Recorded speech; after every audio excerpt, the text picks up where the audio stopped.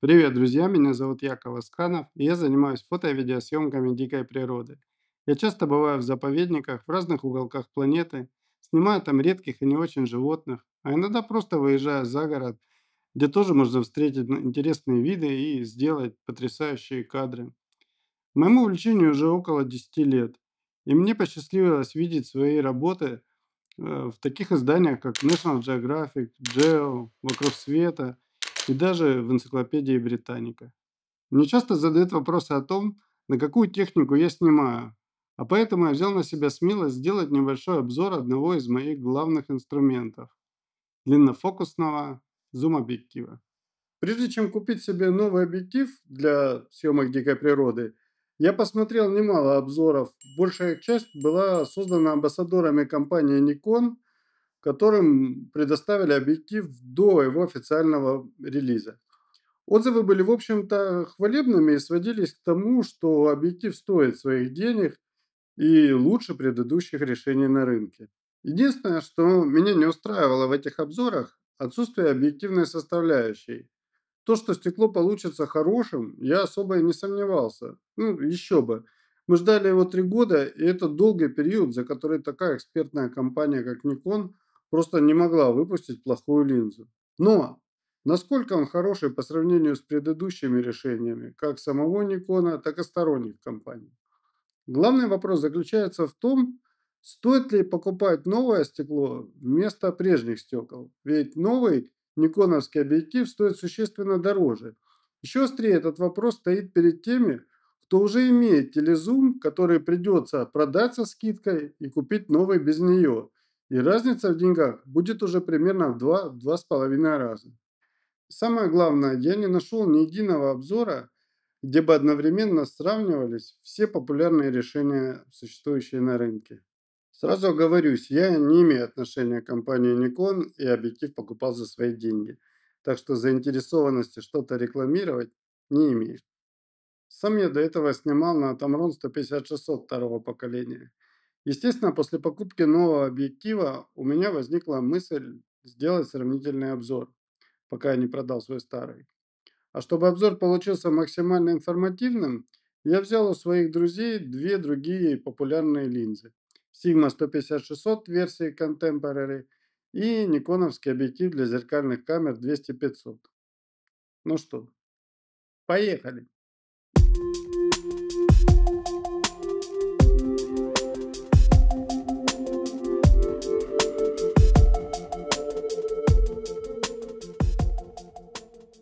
Суть моего обзора заключалась в том, чтобы показать все аспекты объективов, важные для съемок дикой природы. Чтобы обзор получился объективным, я сделал тестовые снимки, используя одну и ту же камеру в одном месте, при одних условиях съемки, при постоянных источниках света. Так, чтобы вы могли лоб в лоб сравнить RAW-файлы и оценить качество фотографий каждого стекла. Тестовые снимки охватывают фокусное расстояние 200, 300, 400, 500 и 600 мм, снятых с двумя значениями диафрагмы. 6,3 – это максимально открытое общее для всех моделей значение, и 8 – оптимальное значение, которое я обычно использую, чтобы достичь баланса между глубиной резко изображаемого пространства и светосилой. Все сделанные мной снимки разложены по папкам. В каждой папке отдельное фокусное расстояние с отдельным значением диафрагмы для всех моделей. Все это собрано в единый архив, и вы можете скачать его по ссылке в описании к этому видео.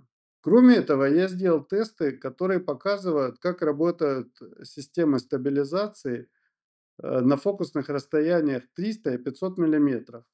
Для этого я делал для каждой модели серии кадров, снятых с рук, с выдержками, равными секунде, деленной на фокусное расстояние, и выдержкой в 0,01 секунды. Результаты тестов также собраны в один архив, который также можно скачать по ссылке в описании к этому видео. Бонусом я также сделал серии на фокусном расстоянии 600 мм с выдержкой в 0,01 секунду для тех линз, где такие фокусные расстояния имеются. Что касается тестов видео, в дополнение к тестам фото, я также сделал несколько, чтобы показать, насколько хорошо работает стабилизация в каждой линзе при съемке с рук, сняв 10-секундные видео каждым объективом. Не вижу смысла занимать хронометраж этого обзора 40-секундными видео. Вы можете также скачать исходники из архива по ссылке в описании и сделать для себя выводы. Еще один тест был сделан, чтобы показать, как быстро стекла перефокусируются между минимальной дистанцией фокусировки и бесконечностью, чтобы увидеть скорость фокусировки и эффект дыхания фокуса. Также я создал отдельную папку, где вы можете посмотреть наглядно и сравнить эту характеристику, посмотрев исходные файлы. Нет особого смысла сравнивать эргономику всех линз в обзоре, так как линзы эти уже не новые, проверены временем, и обзоры на них имеются. Есть смысл указать на те особенные черты, которые отличают новый объектив от предыдущих моделей. И еще немного я поделюсь личными впечатлениями, так как уже имел возможность испытать его в полях.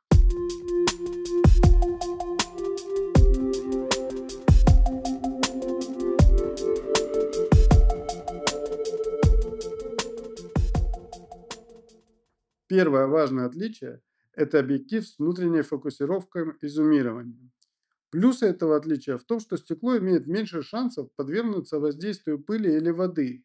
И хотя это объектив не S-серии, он все же плотно запечатан и не имеет тех уязвимостей, что его конкуренты. Внутренняя фокусировка также решает вопрос с балансировкой штативной головки и систем стабилизации, так как размеры объектива не меняются при изменении фокусного расстояния. Вторым важным отличием являются небольшие ходы колец, управляющих объективом, что позволяет вам при съемке видео менять как фокусное расстояние, так и область фокусировки в максимальном диапазоне, доступном этой линзе, одним непрерывным движением. Третьим важным отличием является наличие программируемой кнопки. Я свою запрограммировал на изменение поля фокусировки с точечной на широкую. Когда, например, птица сидит, я предпочитаю снимать точечной фокусировкой. Ну вот она полетела, и есть смысл мгновенно переключить размер поля на более широкую, чтобы поймать быстро движущуюся мишень. Четвертое. Это единственный из представленных объективов, который разработан под беззеркальную камеру и был ориентирован на съемку видео. Вам не нужно иметь переходной адаптер FTZ, и объектив имеет меньшее дыхание фокуса при перефокусировке, что уменьшает количество брака. Пятое. При использовании этого объектива в вашем видоискателе корректно отображается вся информация о дистанции фокусировки и тому подобные вещи. Подведем итоги. Я не буду давать оценку качеству фотографий, так как полагаю, что вы сможете сделать сами, скачав архивы RAW файлов и сравнив интересующие вас модели и снимки лоб в лоб. Я также не буду давать оценку прочим параметрам, так как разницу вы можете увидеть сами и сами, в общем-то, все оценить. Цены объективов на момент написания обзоров следующие. Компания Sigma продает свои объективы с большим дисконтом. Предположу, что это из-за того, что она выпустила на рынок более новые дорогие линзы с фокусными расстояниями, перекрывающими диапазон от 60 до 600 мм. Абстрактно, если в вашей фамилии присутствует буква Рокфеллер, то можно, не задумываясь, покупать новое стекло, так как 5 плюсов эргономики дадут вам дополнительные удобства для съемки. А если, например, вы просто увлеченный фотограф, то Sigma, стоящая в 2 раза дешевле, вполне возможно, будет оптимальным решением вложенных средств. Немного о габаритах и массе. Для удобства привожу вам сравнительную таблицу всех линз в этом обзоре. Что касается массы объективов, то и здесь лидирует Sigma. В развернутом состоянии самым коротким объективом является новый Nikon. А если вы снимаете на беззеркальную камеру, то следует принимать во внимание и FTZ-адаптер, который имеет примерно 4 см в длину и весит 125 граммов. Это обстоятельство делает новый объектив еще и самым легким. Как я уже говорил в начале этого видео, я долгое время снимал на Tamron. И хочу сказать, что это замечательный объектив, который подарил мне немало отличных кадров, которыми я горжусь.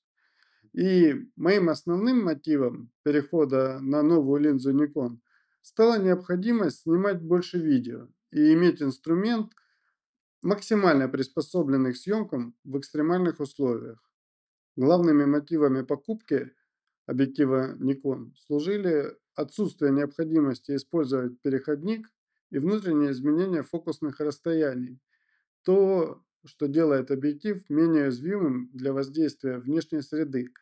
Особенно это касается пустынь и степей, где постоянно дует ветер и воздух наполнен пылью. Также я хочу отметить, что часто мне приходится снимать буквально на ходу из окна автомобиля, когда нет времени установить штатив и снять сюжет по всем правилам. И в этом смысле мне очень понравилось, как работает тандем систем стабилизации моей камеры. Сейчас я снимаю на Nikon Z9 и этого объектива. Покупать это стекло взамен старого или нет, это вопрос, на который каждый, я полагаю, ответить себе сам. Собственно, ради этого и делался обзор, чтобы вы могли объективно сравнить все линзы и принять взвешенное решение. На этом все, друзья. Надеюсь, обзор вам понравился и оказался полезным. Проделанную работу можно оценить, поставив лайк. Если вы хотите следить за моим творчеством и смотреть новые видео о дикой природе и обзоры техники, я приглашаю вас подписаться на канал и нажать колокольчик, чтобы своевременно получать уведомления о новинках на канале. YouTube в России, как известно, не монетизируется, поэтому поддержать мою работу можно по реквизитам, указанным в описании. Если, конечно, вы сочтете ее стоящей. Ну, а я откланиваюсь. До новых встреч.